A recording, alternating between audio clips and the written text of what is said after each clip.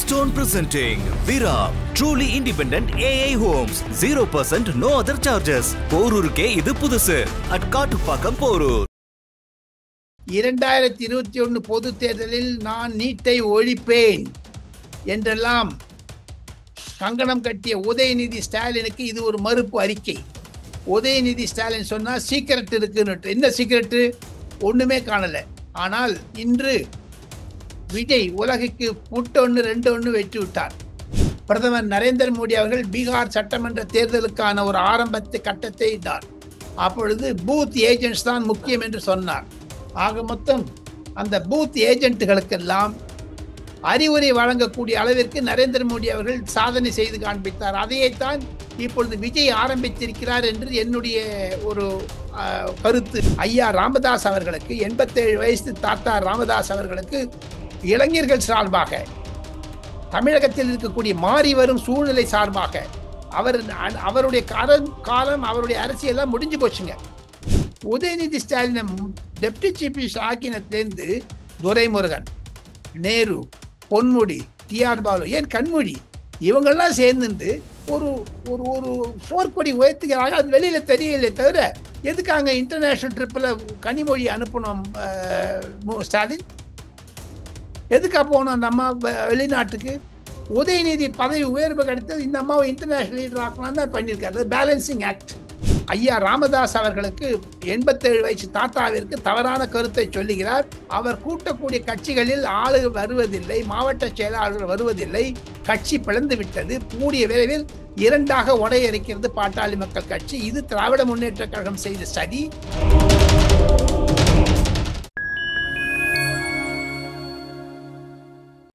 Media நேயர்களுக்கு வணக்கம். நான் உங்கள் சங்கீதன். நம்ம சிறப்பு நிகழ்ச்சியில் நம்மோடு இணைந்திருக்கிறார் மதிப்பிற்குரிய மூத்த பத்திரிகையாளர் திரு டெல்லி ராஜகோபாலன் அவர்கள். வணக்கம் சார். நமஸ்தே நமஸ்தே நமஸ்தே குகன்.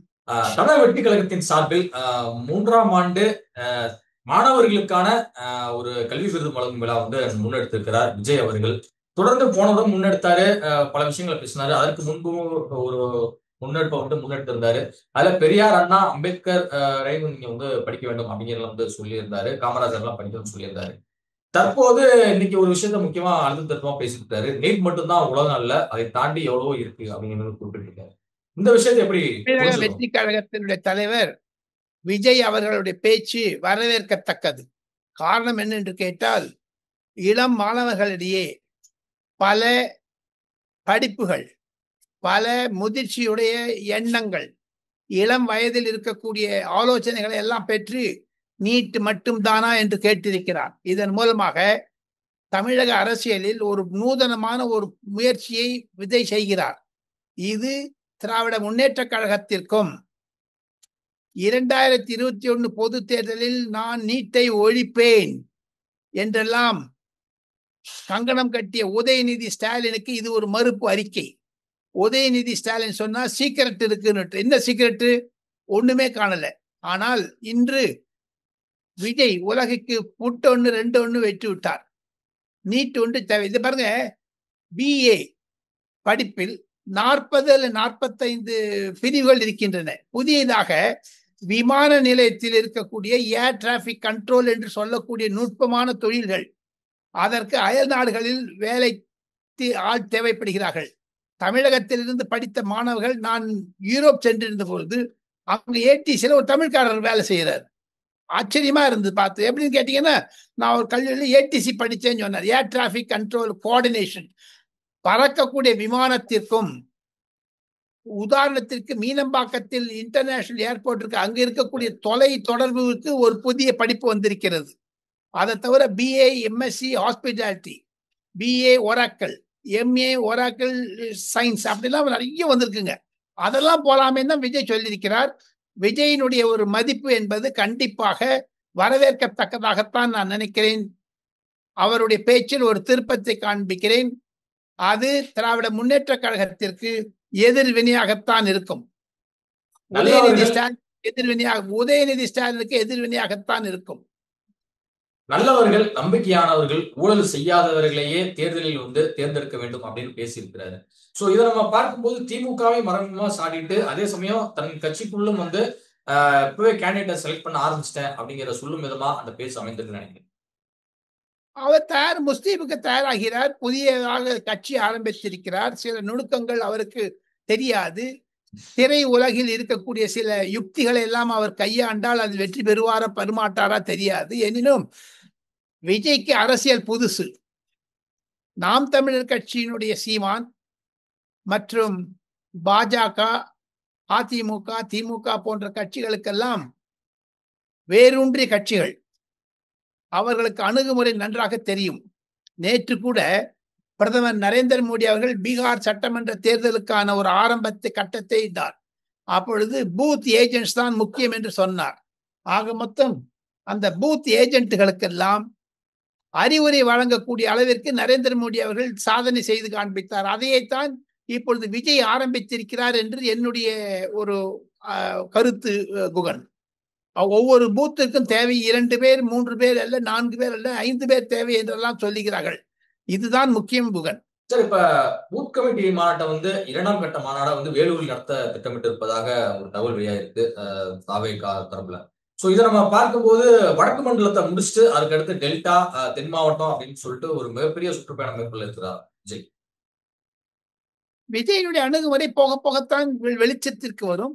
வேலூர் மாநாடு என்பது அவர் பாருங்க 3-4 மாநாடு நடத்திட்டார். தமிழ்நாட்டில் இருக்கக்கூடிய முக்கியமான இடங்கள் எல்லாம். சில தமிழ்நாட்டில் இருக்கக்கூடிய கட்சிகள் மாவட்ட கட்சிகள், உதாரணத்திற்கு பாட்டாளி மக்கள் கட்சி 5 மாவட்டத்திற்கு மேல், அது 6வது மாவட்டத்தில் அதனுடைய ஒரு அணுகுமுறை கிடையாது. விடுதலை சிறுத்தை கட்சி அது ஒரு 3-4 டிஸ்ட்ரிக்ட்ல தான். மதிமுக ஓரிரு டிஸ்ட்ரிக்ட். இது மாதிரி பாத்தீங்கன்னா தமிழ்நாடு முழுவதும் அதிமுக திமுகவிற்குத்தான் பிரபலமான ஓட்டுகள் வங்கிகள் இருக்கின்றன. அந்த முனையில் பார்த்தால் மிஸ்டர் விஜய் அவர்களுக்கு இது ஒரு குறிப்பாக இருக்கும். விஜய்க்கு முக்கியமான ஒரு கருத்து என்ன என்று கேட்டால், வரக்கூடிய நாட்களில் விஜய் தேர்தல் பணிகளை நன்றாக ஒருங்கிணைக்க ஆரம்பித்தாரே ஆனால் வெற்றி பெறுவதற்கான வாய்ப்புகள் பிரகாசமாக இருக்கிறது என்பதுதான் என்னுடைய கருத்து. பெரியாருக்கே சாதி சாயம் பூசுகிறார்கள். சமீபத்தில் நடந்த யூபிஎஸ்சி தேர்வில் கேட்கப்பட்ட ஒரு கேள்வியில் பெரியாருக்கு சாதி சாயம் பூசியிருக்காங்க, இதை நான் வன்மையாக கண்டிருக்கிறேன் அப்படிங்கிறது குறிப்பிட்டிருக்காரு விஜய் அவர்கள். சோ ஆனா இந்த சம்பவம் நடந்து கிட்டத்தட்ட ஒரு 7-8 நாட்களுக்கு பிறகு பேச வேண்டிய அவசியம் என்ன? அப்பவே கண்டிச்சிருக்க வேண்டியதான விஜய் அவர்கள்? ஏன் ஒரு நாள் லேட் இருக்கு? விஜய் அவர்களுக்கு அவர் தன்னுடைய சமயத்தை அவர் தான் தேர்ந்தெடுக்க வேண்டும். மீதி பேரை அவருக்கு அழுத்தம் தரக்கூடாது என்பதுதான் கருத்து. எனினும் எப்படி உதயநிதிக்கு சனாதனம் கொசு என்று சொல்லக்கூடிய உரிமையை இருக்கிறதோ, இந்திய அரசாண்மை சட்டம் கொடுக்கிறதோ அதிகாரத்தை, அதே மாதிரி யூபிஎஸ்சியில ஈவி ராமசுவாமி நாயக்கர் என்று சொல்வதற்கும் அதிகாரம் இருக்கிறது. அவருக்கு மரியாதை தர வேண்டும் என்றால் உதயநிதி ஸ்டாலினும் இந்துக்களுக்கு மரியாதை தந்திருக்க வேண்டும். சனாதனத்தை கொசு, டெங்கு என்று சொல்லியிருக்க கூடாது, கொரோனா என்று சொல்லியிருக்க கூடாது. அதுதான் பின்னணி. ஆக மொத்தம் விஜய் காலதாமதமாக சொன்னதும் அவருக்கு அதில் அரசியல் பண்ண பார்க்கிறார். இருப்பினும் அரசியல்வாதியாக வந்த விஜய்க்கு இது ஒரு வரவேற்புக்கு தக்கதான செய்தியாகத்தான் நான் பார்க்கிறேன். அதில் ஒரு தவறும் இல்லை என்று தான் நான் கருதுகிறேன். அடுத்த வருஷம் நடக்கக்கூடிய தேர்தல்ல வண்டியா பணத்தை கொட்டுவாங்க. அது யாருடைய பணம் அப்படிங்கிறது உங்க எல்லோருக்குமே தெரியும். ஆனா நீங்க தகுந்த பாடம் கூட்டணும் அப்படிங்கிறது குறிப்பிட்டு இருக்காரு விஜய் அவர்கள். இது நேரடியாக திமுகவிற்கான அட்டாக்கா, இல்ல திமுக அதிமுக எல்லா கட்சிகளும் டேட்டா அட்டாக் பண்ணிருக்காரு எடுத்துக்கலாமா? திமுகவிற்கு தான் தாக்கு. ஆளுங்கட்சி திமுக, அதிமுக வருதுங்க. அதிமுகவுக்கு 10 வருஷம் முன்னாடி போயிடுச்சு கட்சி, 5 வருஷம் முன்னாடி போயிடுச்சு கட்சி.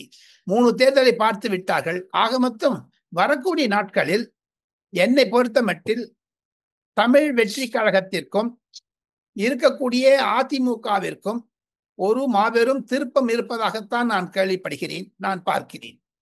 அதை கருத்தில் வைத்துக் கொண்டு தான் தமிழ் வெற்றி கழக தலைவர் விஜய் திமுகவை நிந்துகிறார். பாட்டாளி மக்கள் கட்சியில் பேசுவதை நாம் பேச வேண்டும். விஜயை பற்றி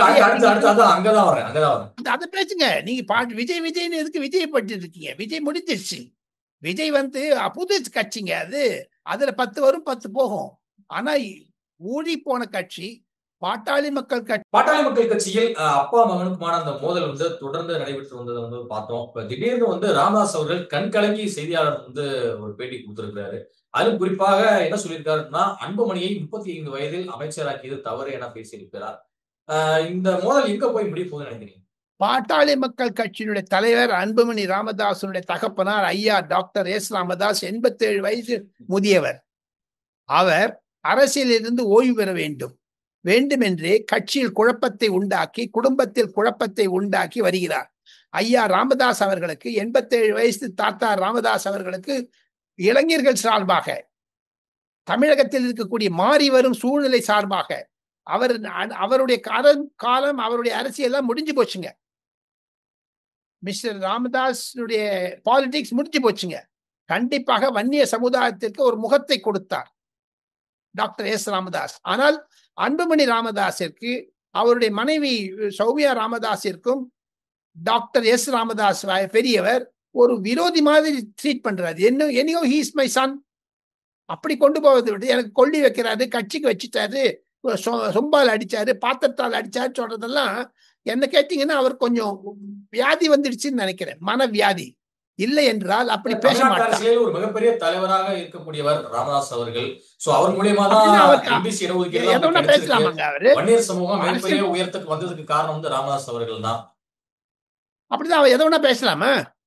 வாயில வந்தபடி பேசலாமா? ஏன் இப்ப பேசுறாரு? காரணம் என்ன என்று கேட்டால் அவருடைய உடல் கோளாறு, அவருடைய ஒரு எண்ண கோளாறு, அவருடைய எண்ண அலைகள் தடுமாற்றம் அடைகின்றன. அவருக்கு ஒரு இம்பேலன்ஸ் வந்துடுச்சு, தடுமாற்றம் வந்துட்டது. எனினும் அன்புமணி ராமதாஸ் இன்று கூட்டம் போட்டிருக்கிறார். போராத குறைக்குங்க, அன்புமணி ராமதாஸிடம் இளம் தலைமுறை இருக்கிறது. இப்பெல்லாம் பாத்தீங்கன்னா we are in the world of Twitter, Facebook, Instagram, artificial intelligence, 6G இந்த மாதிரிலாம் இருக்குச்ச ராமதாஸ் பழைய கதையெல்லாம் பேசிட்டு இருக்காரு, சொம்பெல்லாம் பேசுறாரு. தப்பு அது. நாவடக்கம் தேவை என்று சொன்னால் அது தவறு. அது பெரியவர், அவரிடம் சொல்லக்கூடாது. இருந்தினும் அன்புமணி ராமதாஸ் மூலமாக ஐயா ராமதாஸ் 87 வயசு தாத்தாவை பார்த்தால் ராமதாஸுக்கு எரிச்சல் வருகிறது, அன்புமணி ராமதாஸ் மீது ஆறுதல் வருகிறது, அனுதாபம் வருகிறது என்று தான் சொல்ல முடியும். ஒன்று. இரண்டாவது, ஏன் இது மாதிரியான மாவட்ட கட்சிகள், மாநில கட்சிகள் பிளவுபடுகின்றன? டெல்லியிலிருந்து இருந்து இதை விஷயத்தை பார்க்கும் பொழுது சில எண்ணங்கள் ஃபைன் டைம் மீடியா நேயர்களுக்கு நான் சொல்ல ஆசைப்படுகிறேன். ஒன்று, 5 முக்கியமான கட்சிகளை எடுத்துக்கொள்ளலாம். வட இந்தியாவில், தென்னிந்தியாவில் எடுத்துக்கொள்ளலாம். பிஆர்எஸ், பாரதிய ராஷ்டிரிய சமிதி, கேசிஆருடைய கட்சி. கவிதா அவர்கள் என்று சொல்லுகிறார்கள் தன்னுடைய பிரதர் அண்ணா KT ராமராவ் பாஜகவுடன் சேர இருக்கிறார் என்று. ஆக மொத்தம் அந்த கட்சியில் பிளவு வந்து விட்டது. சந்திரசேகர் ராவ் கட்சியில் பிளவு, லாலு யாதவ் கட்சியில் பிளவு, அதே மாதிரி வைகோ கட்சியில் பிளவு, வட இந்தியாவில் மம்தா பானர்ஜி கட்சியில் பிளவு, அதே மாதிரி அகிலேஷ் யாதவ் கட்சியில் பிளவு, மாயாவதி கட்சியில் பிளவு. ஆக மொத்தம் 2024 பொது தேர்தல் முடிந்து 1 வருடம் கூட ஆகவில்லை. அகில இந்தியாவில் இருக்கக்கூடிய மாநில கட்சிகளை ஒருங்கிணைப்பது காங்கிரஸ். ராகுல் காந்தி தான் ஒருங்கிணைக்க வேண்டும். அவர்தான் குளூ என்று ஆங்கிலத்தில் சொன்னால் பசை, ஒட்ட வைப்பதற்கு. அந்த குளூ மிஸ்ஸிங். இப்போ ராகுல் காந்தி அந்த சீன்ல இருந்து மிஸ் ஆயிட்டார். மல்லிகார்ஜுன் கர்கேயால் பண்ண முடியல. குடும்பத்தில் பிரச்சனை என்று கேட்டால் லாலு பிரசாத் யாதவ் குடும்பத்தில் மாபெரும் பிரச்சனை, அவருடைய மகனை ஒதுக்கி விட்டார்கள். ஆக மொத்தம் மாவட்ட கட்சிகள், மாநில கட்சிகள் காங்கிரஸை எதிர்நோக்கி பார்க்கின்றன, வெளிச்சம் வருவதற்காகவும் பிரகாசம் வருவதற்காகவும் வழிகாட்டுவதற்காகவும். ஆனால் காங்கிரஸே டமால் ஆயிடுச்சு. நேஷனல் கேஸரையும் 147 கோடி ஊழல் செய்தார்கள் என்று. ஆக மொத்தம் இந்தியாவில் எதிர்கட்சிகளுடைய நிலைமை பார்த்தால் பரிதாபமாக இருக்கிறது. அதில் பாட்டாளி மக்கள் கட்சி விளக்கல்ல. அதில் திராவிட முன்னேற்ற கழகத்திலும் பிரச்சனை இருக்கிறது என்பதைத்தான் நான் சொல்ல ஆசைப்படுகிறேன். பாருங்க, Udhayanidhi Stalin deputy chief minister ஆக்கினத்திலிருந்து துரைமுருகன், நேரு, பொன்முடி, TR பாலு, ஏன் கண்மொழி, இவங்கெல்லாம் சேர்ந்து ஒரு ஒரு போர்க்கொடி உயர்த்துகிறாங்க. அது வெளியில தெரியல தவிர எதுக்காங்க இன்டர்நேஷனல் ட்ரிப்ல கனிமொழி அனுப்பணும்? ஸ்டாலின் எதுக்கா போனோம் அந்த அம்மா வெளிநாட்டுக்கு? உதயநிதி பதவி உயர்வு கிடைத்தது, இந்த அம்மாவை இன்டர்நேஷனல் லீடர் ஆக்கணும் தான் பண்ணியிருக்காரு. Balancing act. ஸோ ஆக மொத்தம் பாட்டாளி மக்கள் கட்சியில் நடப்பது என்பது மிக மிக வருத்தத்திற்குரியது. எனினும் வட இல்ல சௌமியா இந்தியாவிற்கு அன்புமணி வந்து தலைவரா நீங்க உடனே போடணும், ஜி.கே. மணியை வந்து உடனடியாக நிக்கணும் அந்த பதவியில இருந்து அப்படின்லாம் அவங்க தான் வந்து என்கிட்ட சொன்னாங்க அப்படிங்கறதெல்லாம் குற்றச்சாட்டம் வைக்கிறாரு ராமதாஸ் அவர்கள். சின்ன அப்படி பார்க்கும்போது சௌமியா அன்புமணி வந்து பாமகவில் அதிகார மையமாக செயல்படுகிறாரா? ஆமா பண்ணுதான் பண்ணுவாங்க. ஏன் பண்ண மாட்டாங்க? ஏன் பண்ண மாட்டாங்க? சிலது சப்போஸ் நான் ஒரு நிறுவனத்தில் பணிபுரிகிறேன். இமீடியட்டா எலக்ட்ரிசிட்டி ஃபீஸ் போயிடுச்சுங்க. இந்த எலக்ட்ரிசிட்டி ஃபீஸ் போய் ஏசி ஆஃப் ஆயிடுச்சு. என்னுடைய கையில இருந்து நான் 1000 ரூபாய் 2000 ரூபாய் கொடுத்து அந்த எலக்ட்ரிசிட்டி ரிப்பேர் பண்றேங்க. அதனால நான் பண்ணது தப்பா? எங்க முதலாளி எனக்கு பணம் தர மாட்டேன்னு என்னுடைய வாழ்க்கை முனையும் என்னுடைய இங்க ஏசியில உட்காந்துக்கணும் இம்பார்ட்டன்ஸ் தேவை. எதுக்கு இந்த உதாரணத்தை சொல்லுகிறேன் என்றால், சிறு சிறு விஷயத்தை எல்லாம் பெரிதுபடுத்தக்கூடாது. சௌமியா அன்புமணி ராமதாஸ் சொல்வது சரி, அந்த அம்மா நடத்தை சரி. அதுக்காக வயசானது நான் வந்து கடந்த முறை வந்து சொல்றாரு அதிமுக கூட கூட்டணி வைக்கலாம் அப்படிங்கிற ரீதியில நான் சொன்னேன். ஆனா வந்து பாஜக கூட தான் கூட்டணி வைக்கணும் அப்படின்னு சொல்லிட்டு அன்புமணியும் சௌமியா அன்புமணி என் காலில் விழுந்தாங்க, கண்ணீர் விட்டாங்க. அதன் காரணமா தான் நான் பாஜக கூட கூட்டணியே வச்சேன் அப்படிங்கிற வந்து குறிப்பிடுறாரு. அதிமுக கூட போயிருந்தா குறைஞ்ச ஒரு 3 எம்பியாவது ஜெயிச்சிருப்போம், அவங்களும் ஒரு 6-7 இடங்கள் ஜெயிச்சிருப்பாங்க அப்படிங்கிறது வந்து குறிப்பிடுறாரு. தவறான கருத்து. ஐயா ராமதாஸ் அவர்களுக்கு 87 வயசு தாத்தாவிற்கு தவறான கருத்தை சொல்லுகிறார். அந்த சூழ்நிலை விட்டு 1.5 வருஷம் கழிச்சு எப்பயாங்க அதை அவுத்து விடுறாரு. அன்னைக்கே சொல்றது தானே. ஆக மொத்தம் அவர் கூட்டக்கூடிய கட்சிகளில் ஆளுகள் வருவதில்லை, மாவட்ட செயலாளர்கள் வருவதில்லை, கட்சி பிளந்து விட்டது. கூடிய விரைவில் 2ஆக உடைய இருக்கிறது பாட்டாளி மக்கள் கட்சி. இது திராவிட முன்னேற்ற கழகம் செய்த சதி. திராவிட முன்னேற்ற கழகத்திற்கு சதி போனார் டாக்டர் எஸ் ராமதாஸ் பெரியவர் என்பதுதான் குற்றச்சாட்டு.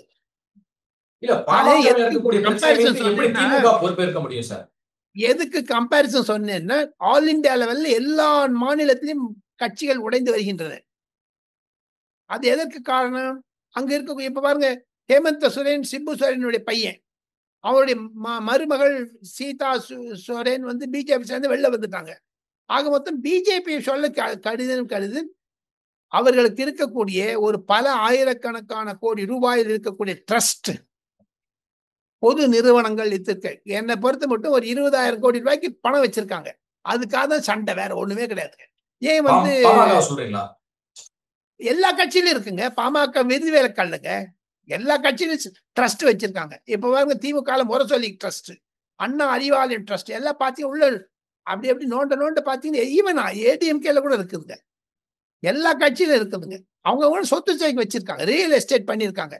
பாஜக உள்பட நான் சொல்லுகிறேன். அது வந்து அவருடைய கட்சியினுடைய ரீதி. அது காரணம் என்னென்று கேட்டால், 65 கோடி பேர் ஊருக்கு ஓட்டு போட்டிருக்காங்க பாரதிய ஜனதா கட்சிக்கு. அதான் சென்னையில் தமிழ்நாடு முழுக்க அவங்க கட்டி வச்சுட்டாங்க. எதுக்கு சொல்றேன்னு கேட்டீங்கன்னா, அது குடும்ப பிரச்சனை அல்ல, பண பிரச்சனையும் பாட்டாளி மக்கள் கட்சி ஈர்க்கிறது. ராமதாஸ் குலதெய்வம் அன்புமணி வந்து எதிர்காலம் அப்படின்னு குறிப்பிட்டு இளைஞரணி தலைவர் பதவியிலிருந்து விலகி இருக்கிறார் முகுந்தன் அவர்கள். இனி அந்த பொறுப்புக்கு யார் நியமிக்கப்பட வாய்ப்பு இருக்குன்னு நீங்க நினைக்கிறீங்க? அந்த ராமதாஸ் குடும்பத்திலே தான் வருவாங்க, வெளில இருந்து யாரும் வரமாடியாது.